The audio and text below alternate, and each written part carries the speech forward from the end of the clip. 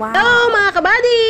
Tara at samahan nyo kami dito sa Barangay Katablingan, General Nakar. Another day, another vlog na naman tayo mga kabady. Lahat ng ibang kamamis ko ay mga busy din sa araw-araw. At kami na may busy-busyhan dito sa probinsya. Umagang-umaga ngayon, nagaya nga tong aking mister na pumunta nga daw ng dagat. Pero sabi ko, wag muna at mag-edit nga muna ako. Siyempre, kinonsensya na naman ako. Kaya eto, sumama na rin ako dito sa tabing dagat. Buti na nga lang talaga at sumama nga ako at hindi nga ako nagkamali. Tignan nyo naman kaganda nga ng view dito sa tabing dagat. Lalo na nga't hindi maaraw. Nakatuwa nga rin maglakad-lakad dito mga mi dahil puro graba nga dito. Panahon na naman nga ng graba. Hindi nga talaga pag tagpanahon nga ng graba, madami ang truck na kumukuha dito sa tabing dagat. Pero ngayon ay pinagbabawal na yata.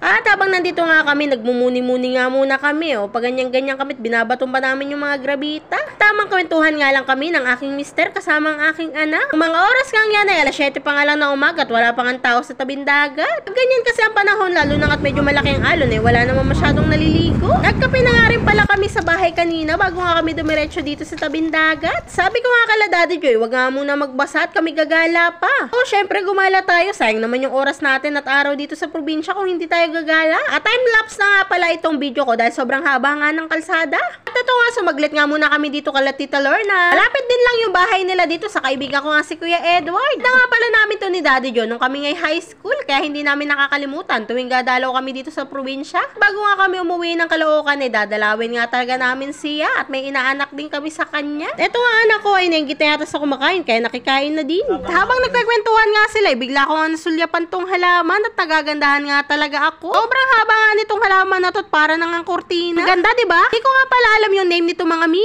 Comment down below kung alam nyo tong halaman na to. Ito pa nga mga mi, mukha lang siyang damo pero nagagandahan nga talaga ako. Tignan nyo naman tong bahay na to. Puro mukha nga ng kagawad ang nakalagay. Nga pala to ni Annabelle at nakukyutan nga ako dito. Siyempre, ito nga yung hindi mawawala pag nasa probinsya ka. Ito nga maya-maya, dumating na nga yung misis ni Kuya Edward. At dahil nga masipag yan, bayan, may nakakarga na nga sa ulo.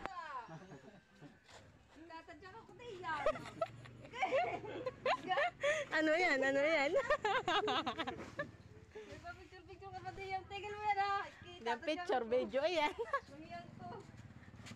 Mga araw nga pa lang to mga mi ay rush order nga pala tong mga halaman na to. Mimili na nga at may kumukontrata sa kanila para nga manguha sila ng ganito. Dahil dadalhin nga daw ito sa dangwa. Ito nga pala tinatagalan niya ng mga dahon ay white corn nga sa green corn. Kailangan pa nga yung kalinisan para walang dumi. Yung white corn nga daw ay 7 nga daw sa isang tali at 10 piso nga lang daw ang halaga neon. At yung green line nga ay 3 lang sa isang tali. Mga iba ko nga ay dito nga muna tayo duman sa palayan. Dahil galing nga kami sa Katablingan ay diniretso na nga namin yung daan papuntang poblasyon. Pumasyal na nga kami dito kala Tiyeng, kaso nga lang walang tao. At yun, natakot pa nga ako dito sa aso nila at napakalaki nga. Abay, kahit naman ako ay matatakot dito pag nakagat ako. Ako nga lang kasi makita yung bahay nila kaso nga sarado. Ito nga muna tayo mga mi sa fish pond. Fish pond ka dyan ay aquarium yan. O diba, tignan nyo naman, ang gaganda ng mga isda. Sarap lang naman ipakain sa pusa kong si Gray. Itong mga isdang to kahit ganyan kaliliit ay napakamahal nga na yan. Nilibot ko nga muna ang aking mata at nakita ko nga tong mga ibon na to, mga lovebirds. Ang ganda talaga nilang tignan, lalong at madami sila. Buti na nga lang talaga at maganda nga at matibay itong kulungan na ito. Ay kawawa naman yan pag napasok yan ng pusa. Dahil nga pauwi na rin kami, bedo nga nakita ko yung mga manok, medyo madami na. Alala ko tuloy nung bata ako at pinaglalaruan ko nga yung mga sisiw na kasama ng inahin. Mga pala yung simbahan namin mga mi.